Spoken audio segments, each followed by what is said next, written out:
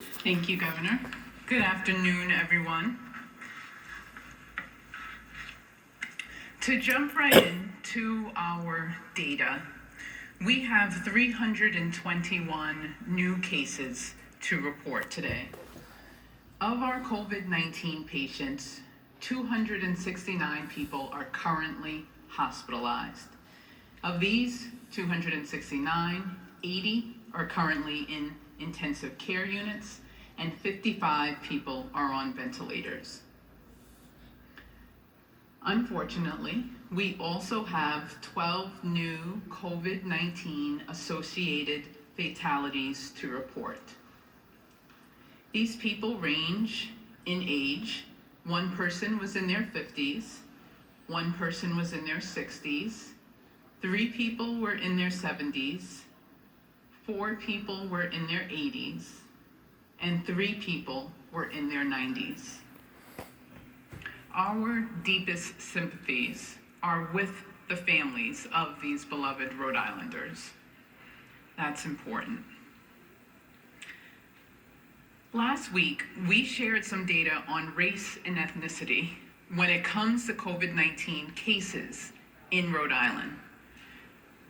More specifically, we shared that 44% of Rhode Island's COVID-19 cases are among Latino Rhode Islanders. Though we know we have more work to do, these data, obviously, as we have shared, prompt us to continue to more closely evaluate the data and dig into the details so that we can continue to understand. In public health, we use rates to help us understand the burden of disease or the impact of disease when we have populations of different sizes that we are comparing.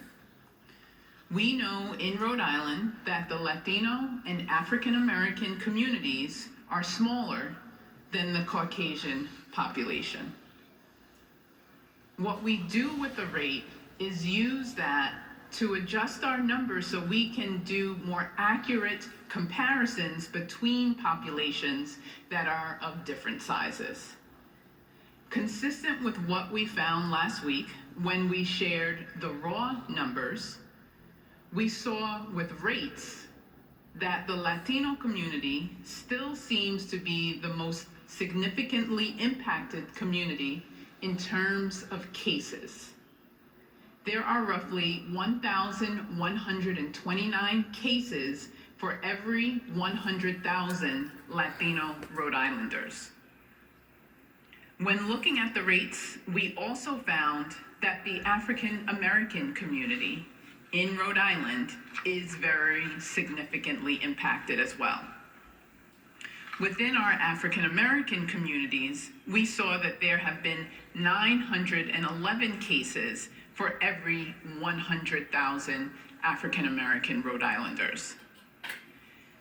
These two numbers, the 1,129 for Latinos and 911 for African Americans, compare to 220 cases for every 100,000 Caucasian Rhode Islanders. We also looked at the rate of hospitalizations and deaths. What I just shared was the rate of COVID-19 cases. For hospitalizations, a higher rate of African Americans and Latinos with COVID-19 were hospitalized when compared to Caucasian people in Rhode Island. When it comes to deaths, we see that the rates are more or less consistent across all races. It's important to note that we have this data now posted online on our Rhode Island Department of Health website, and we've also put a map online that lets people see the rates in cities and towns throughout the state. We fully expect the most densely populated communities in Rhode Island to have the most cases. But rates allow us to do comparisons by adjusting the numbers for the size of each community. I really want to thank the whole data team at the Rhode Island Department of Health for working extremely hard to turn these numbers around as quickly as they have. They are led by a very talented woman named Leanne Lasher at RIDO, and they're doing incredible things. Rhode Island is a national leader when it comes to COVID-19 data.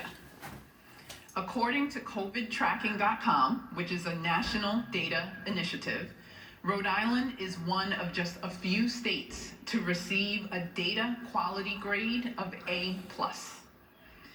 Kudos to the entire team, including all the people throughout state government as well, in addition to the team at the Rhode Island Department of Health. It is a tremendous amount of work that goes into the data that is presented to you each day. And it's really important to acknowledge them. Rhode Island is one of the few states that puts out the level and detail of accurate data in such a timely way every single day. The governor and I talk regularly about working to ensure that all people in every community have an equal opportunity to be healthy and to live in a healthy community. We recognize that having data to inform our work in this area is critical.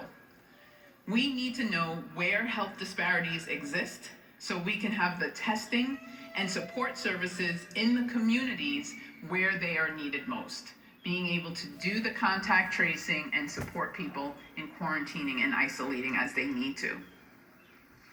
For people who have heard me speak publicly before our COVID-19 response, you know that I've often said that your health should not depend on your zip code, nor on your race, ethnicity, sexual orientation, gender identity, level of education, or level of income. In that regard, our commitment is as strong as ever through this COVID-19 response. And as we start looking forward to getting the economy open again and supporting people in communities that have been most significantly impacted by this crisis, we will need to be mindful of the kinds of disparities that resulted in